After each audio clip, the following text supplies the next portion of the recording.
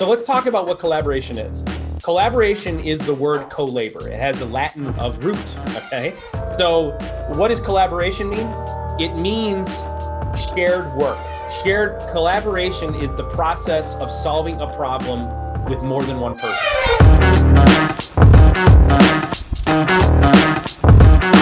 We're going to start with following up on some conversations that have been had in LinkedIn recently. Some of them were like last week, one of them was last week, and one of them is this week. And we're going to answer two questions. Number one, what is an expert? Okay, and then number two, I want to drive home the value of real-time collaboration. Okay, so the value of collaboration, what is real-time, and the value of real-time collaboration. Okay, and let me preface what I'm about to do here as something we don't take lightly. Okay, as a team, myself, Zach, and Vaughn, we had a long conversation last night before we were going to shoot this content as to whether or not, essentially, here's what the conversation was.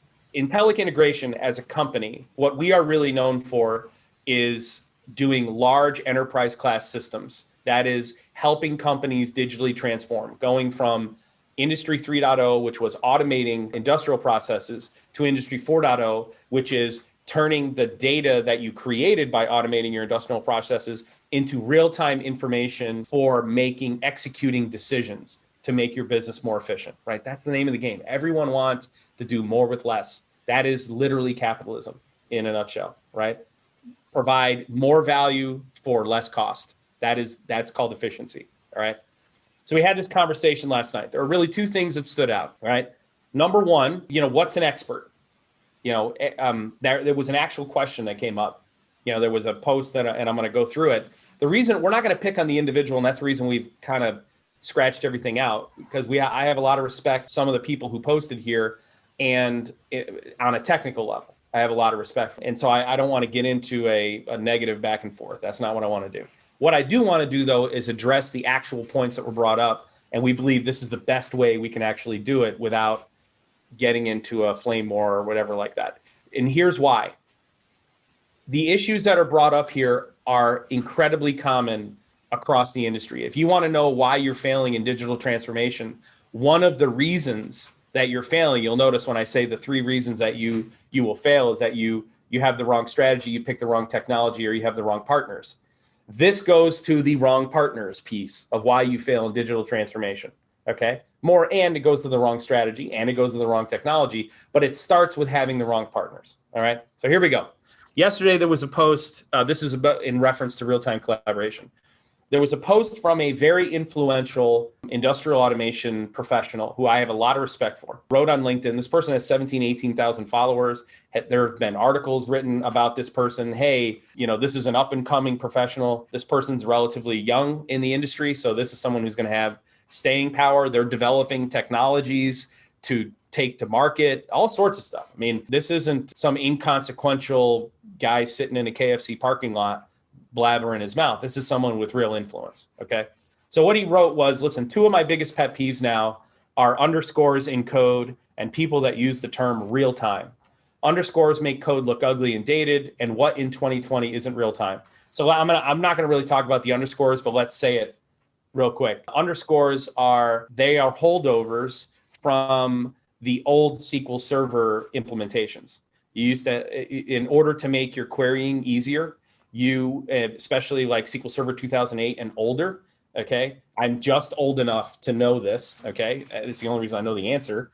If you needed to join separate words, let's say I wanted to create a table name with first space name, people join them together with first underscore name, so that when they were doing their select statement, they didn't need to wrap the table name in quotations or brackets. Okay, that's where it comes from.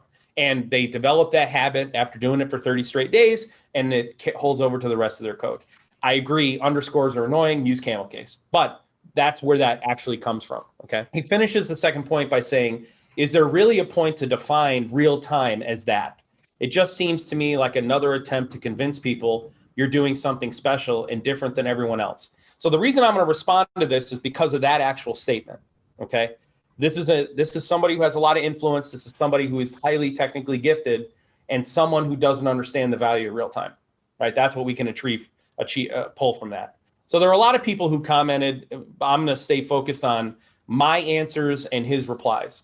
So everyone who is a part of follows our content, he's very interactive in our stuff. He said, hey, by the way, there's no real-time encoding or automation. What he means by the automation piece is it's near real time. Okay. I'm not going to get involved in semantics. Real time, near real time. What we're talking about is the difference between latency, which is late data where I'm making decisions with information today as opposed to yesterday, or with information from yesterday as opposed to today. Okay. So my response to the poster. And I want to point out though, that all information doesn't come from the edge. Information comes from MES, information comes from SCADA, it comes from ERP. So if you live in the world where the PLC is the center of the universe, then you might think everything's in the PLCs in real time or near real time, but you're not thinking of it at every layer of the stack within the context of an enterprise, which you do have a lot of data that's not real time. Look at oil and gas. Exactly. And part of my response here was, and I'll get to that piece in a second, is about the difference between what we're used to in real time and what we're not used to in real time. We are used to having automation data in real time. We're used to, when I go to an HMI, when I go to a SCADA system, I'm looking at real-time data. I'm assuming that the temperature I'm reading on the screen is the temperature right now. I'm operating on that assumption. I'm not operating on it, hey, that was the value 5 seconds ago. We look at real time as the last 60 seconds, right? If all the rest of that's just polling rates, the scan rates. But we're saying that's a temperature I'm looking at right now, I can make a decision on. When I look at a report that comes in Excel, I know that report was compiled after the events actually happened. And therefore, there's no immediate action I can take to mitigate the value that is on that data point right now. There's no direct action I can take to prevent that trend, my production number going down. All I can do is accept it, look at it in a time box, in a series, and then say, what can we do next time to prevent it? That's called postpartum analysis. It's also called root cause analysis. It's also called latency analysis. Right. Late analysis. Okay. Interesting. Or another example, if we wanted to use, I think a perfect example was this year's ICC. A late analysis of previous year's ICCs would be after the keynote, after everyone had lunch, you'd get together, then you'd talk about it after the fact. This year, we had the ability to talk about it while it was happening in real time via Discord. All right. So what Tamir said was there's no real time encoding or automation. And the original poster came back and said, well, is there real time in collaboration? Right here. In collaboration, that's where it's important, real time. And so my response to that is right here. It is, hey, original poster, we have 647 automation professionals collaborating in real time onto the Industry 4.0 community Discord server. So for those of you who are not members, highly recommend to join the Discord server. It's far outstripped what we thought it would do, honestly. It's a wonder to see. We have experienced people and we have noobs. We have senior developers and engineers. We have juniors. We have architects. We have developers. They're all chatting in real time and they're getting their questions answered by the real subject matter expert they need. I wish I had this resource when I was coming up. The force multiplication is profound. What do we mean by real-time collaboration? What we mean is it's one thing to be able to search, Stack Overflow. It's one thing to go to the inductive automation forums and ask a question and wait a few hours to get an answer. Or it's another thing to search a previous question. It's another thing entirely to act as if I'm going to the next office over and I'm asking the senior engineer that I'm working on the project with a question that he can answer in real time for me while he's sitting at his desk. There's no digital mechanism for us to do that right now, okay, for the community. We have it within our organizations, but not every organization has a subject matter expert at every layer of the stack or in every problem you're going to come across. So sometimes you have to go find that SME, right? And what we're doing is creating a forum to be able to collaborate with subject matter experts we otherwise wouldn't have access to in real time.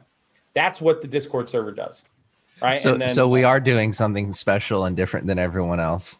We are doing something special and different than everyone else, correct. And if you look at the way that the industry is following our lead, okay, If you look at the way that companies are now doing podcasts, if you look at the way that now everyone is making their software, most people are making their software available for download without you having to talk to a salesperson. If you're looking at the digital media content that people are putting out, if you're looking at, look at inductive automation when they did ICC. What was the first thing they did when they decided to do a virtual ICC? They created a Discord server, and they did that after we did ours. We are having a positive impact on whether or not the community is going to collaborate with one another and force multiply. Okay. I think it goes beyond debate. It's beyond debate. We're having that positive impact. Okay. All right. So the original poster came back and he said, but Walker, you're buzzing it up by calling it collaboration. It's like putting lipstick on a pig.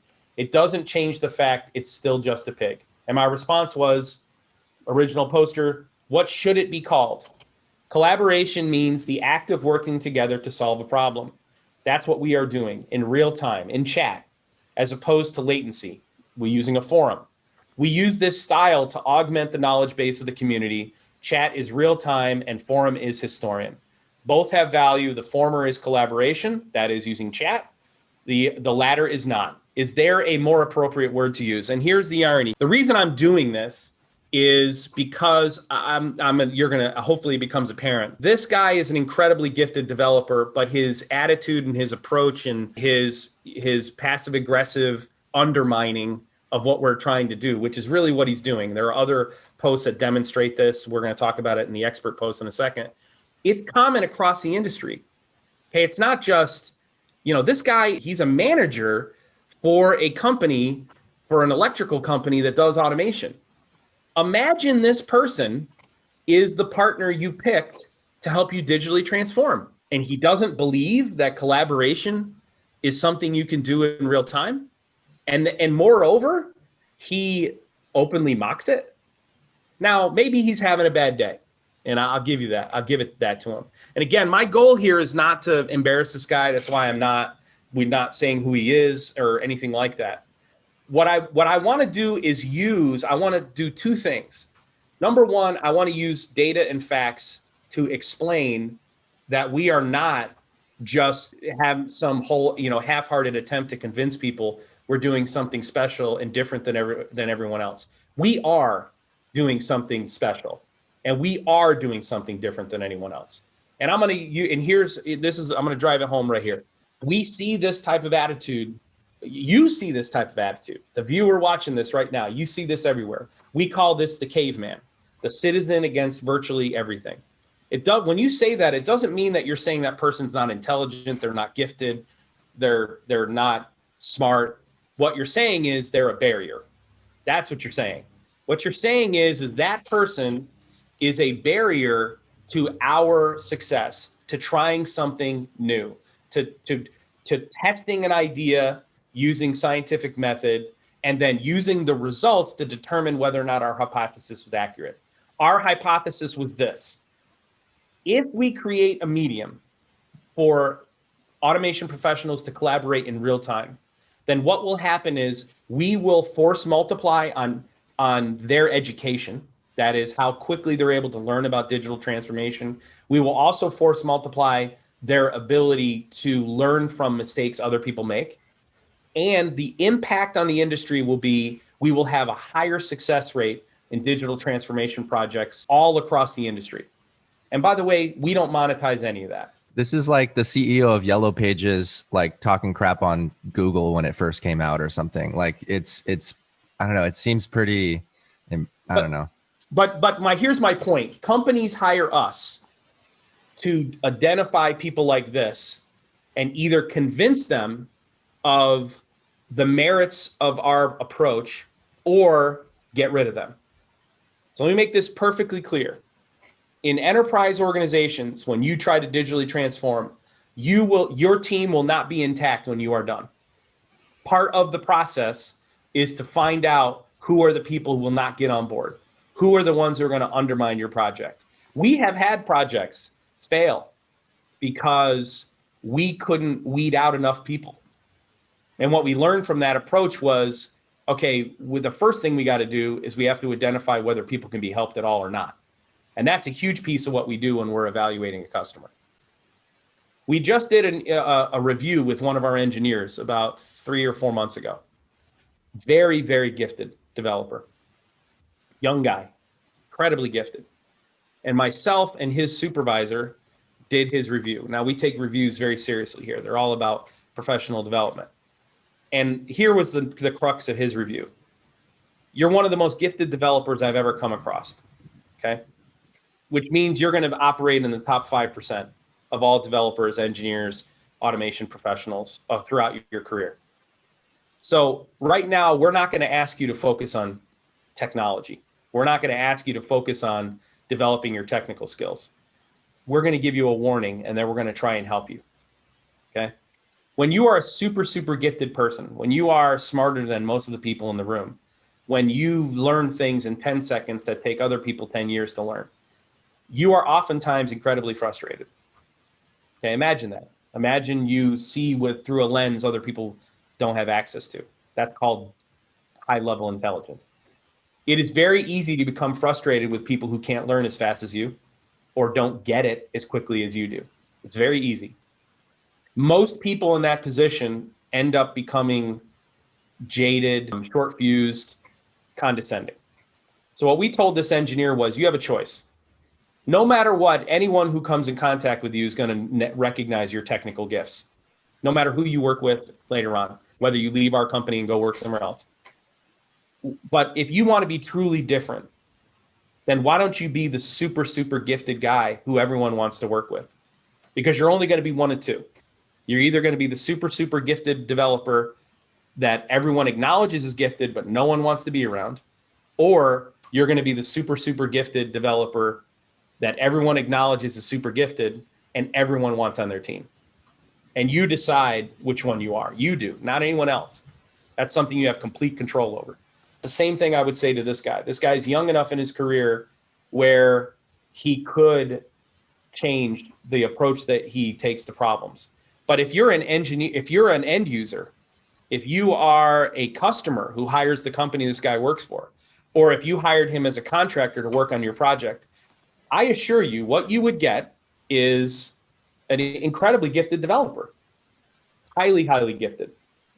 But you would also get a developer that only does it his way and doesn't consider other ways. What I would say is, what I would ask this person to do is to open his mind to what's missing in the industry, all right?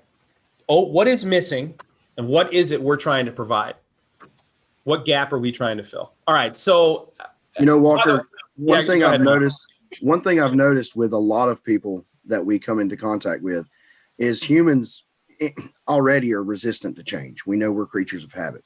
Yep. But what everybody has to understand is, and the whole focus of what we do, either in our engineering and our solutions, whether it be our education and outreach, is, and for anybody to be successful in digital transformation, is you have to change your mindset. You have to. It's imperative. Yep. In fact, we talk about it with digital transformation. What is it? Digital transformation is a strategy. It's not a project. It's line number one. It's line number one in Digital Mastermind. It is line number one in our mentorship program. It is literally the first thing that we say when we go meet with a client. Digital transformation is a strategy. It is not a project. Okay. Hey, that was a good little lesson there, Walker. I think, being a developer, I've experienced being on that edge of, where I can kind of go. I used to go rogue sometimes, and given that I'm still young in my career, working alongside you, you are kind of like my mentor too. And so to be able to have someone to look up to you like that, and to be able to guide me to not make those mistakes, because it's easy to see it when there's an example, but when you're in it yourself, you don't always have that self-awareness. Hey, and by the way, let me say something here. I used to be just like this guy. I used to be just like him, but it was before I had my credentials. So before I completed my graduate work, before I completed my EE, I was smart, but I was insecure. And I talk about it here in a little bit. People who feel threatened respond that way. When companies hire us to identify people just like this, okay, they bring us in as part of the overall strategy who's going to come along and who's not, who's going to undermine the project, who is not going to, go run the play the way it's called. Okay. Companies hire us to identify these people and then either try to win them over or tell them where to put them or tell them to let them go. This part of the reason we're doing this. I realize this video may be uncomfortable for people. I get it, or this series of videos. But we felt like, hey, listen, this is what we do. We identify people like this and we do something about it. Okay. And so what we're trying to do is show you the approach that you should take with someone like this in your organization, the caveman, the citizen against virtually everything. So there was another thread underneath that original post. Okay. So, and again, we're not picking on this guy. This is what he believes here is common. This is not, he's not unique. Okay. There are more people who think like this than there are that think like us and like the people on the Industry 4.0 Discord server. It is part of the reason that digital transformation adoption has been so slow. Okay. It's part of the reason because there is resistance within the community to adopt the thinking, the principles, and the methodologies you need to adopt in order to be successful. Okay. So again, really, I want to read this post again just because we haven't mentioned it in a little bit. 2 of my biggest pet peeves now are underscores in code and people that use the term real time. Underscores make code look ugly and dated, and what in 2020 isn't real time? Is there really a point to define it as that? It just seems to me like another attempt to convince people you're doing something special and different than everyone else. And just so we understand, we're answering his question. Is there really a point to define it as that? The answer is yes. Okay. So Justin Dean, who you guys should all know, he said, listen, 99% of people's definition of real time is incorrect. So yes, it is definitely misused a lot. He's absolutely right. Absolutely right. The original poster commented to him and said, listen, like the word collaboration, I am so sick of hearing that word. Now, again, when I read that, I thought, okay, maybe he's having a bad day. All right. But this is this guy has 18,000 followers, 18,000 followers. And he is held up as a person you should listen to in the industry. There are people who have written articles about him saying, follow this guy. And this is what he's writing. Collaboration. I am so sick of hearing that word. So let's talk about what collaboration is. Collaboration is the word co-labor. It has a Latin root of root. Okay. So what does collaboration mean? It means shared work. That's what it means. Okay. Shared collaboration is the process of solving a problem with more than one person. That's what collaboration is. And he says, I am so sick of hearing that word. Now, the problem is that you can't successfully digitally transform an organization without collaboration. In fact, we're working with a large life sciences company right now, and this is the purpose of the one of the videos that we're going to shoot. We're working with a large life sciences company right now where the first thing that we're identifying is who will collaborate with this initiative. And we have identified groups that won't. So part of our proof of concept is leave those groups out initially. Let's provide value for them. We're helping this huge pharmaceutical company who has unbelievably gifted people working there. They also have cavemen. Okay. They also have bureaucracy. If you want to know why digital transformation fails, one of the reasons is because you have people like this on your team. Okay.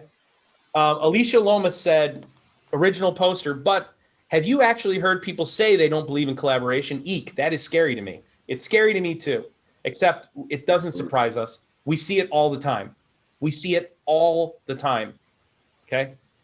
So my response to Justin was, and I had 2 responses here and then we'll move on. And I hope that I'm illustrating my point here. Justin, spot on. Real time is ubiquitous at the lowest layers of the stack.